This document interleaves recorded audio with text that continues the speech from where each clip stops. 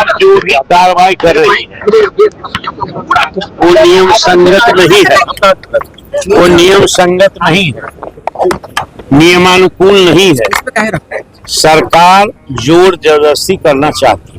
राबड़ी आवास खाली करवाने गई सम्राट के पुलिस को वापस लौटना पड़ा। आपको बता दें कि यह आवास राबड़ी देवी के नाम पर अलॉट है और सरकार बदलते ही राबड़ी देवी को 10 सर्कुलर रोड छोड़कर 39A Harding road Haj Bhavan के पास आवास आवंटन किया गया है, जिसको लेकर आज सम्राट चौधरी की पुलिस दल बल के साथ लालू राबड़ी आवास पहुंचे। इसी बीच राबड़ी देवी ने साफ कहा कि सम्राट अपने पावर का दुरुपयोग कर रहे हैं। पुलिस बल दिखाकर जबरदस्ती मकान खाली करवाने की कोशिश की जा रही है। राबड़ी देवी ने साफ तौर पे कहा कि हम मकान खाली नहीं करेंगे। फोर्स बुला के सम्राट चौधरी नया नाम मुख्यमंत्री बनल है ना, उचित लगता है आपको? बुला के खाली करा, फोर्स बुला के नहीं खाली करेंगे। उचित लगता है आपको? फिलहाल अभी राबड़ी देवी को 15 दिनों का अल्टीमेट दिया गया है। आपको बता दें कि अभी जो आवास राबड़ी और लालू का है उसे बिहार के डेयरी एवं मत्स्य मंत्री नंद किशोर राम को आवंटन किया गया है।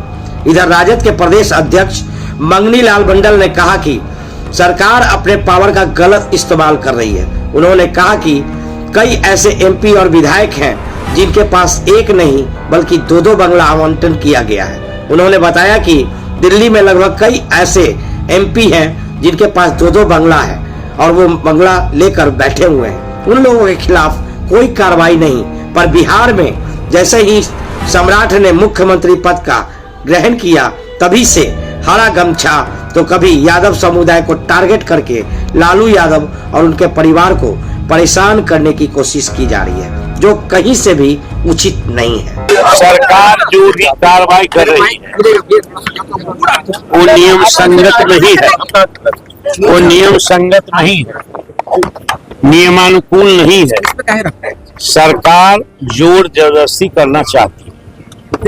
तो जोर जबरदस्ती करने का मतलब है कि हमको कहती है जो प्रतिकार करो, तो हम प्रतिकार करने के लिए तैयार हैं, क्योंकि बहुत सारे एमपी हैं दिल्ली में मकान ले लिया है, यहाँ बड़ा बड़ा बंगला रखे हुए हैं।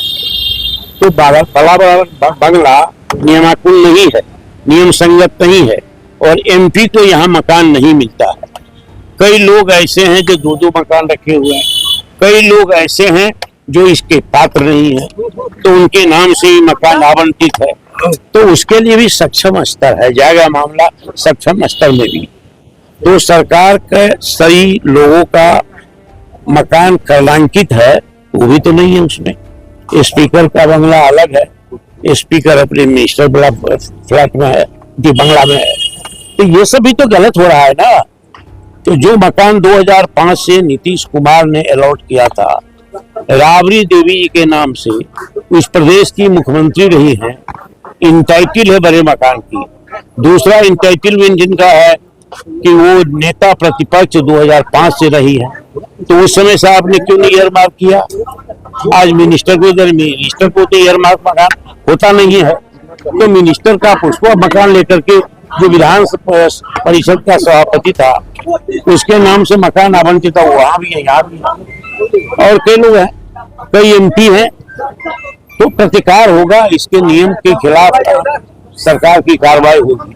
जोर जबरदस्ती का तो प्रतिकार करेंगे। वोट जाएंगे आप? वोट से कौन वंचित है? आवश्यकता पड़ेगी तो विचार करेंगे। सर अभी एक डीएसपी आई थी और एक अधिकारी भी आए थे, क्या पुलिस पर भी आया था? क्या कुछ बात हुई? मैडम से मिले हैं, सिर्फ पूछा है कि हालचाल कब आए, नहीं आए हैं, यही सब जानकारी उनको ही है। और उन्होंने कहा जो गलत सरकार कर रही है। मजिस्ट्रेट भी आया था।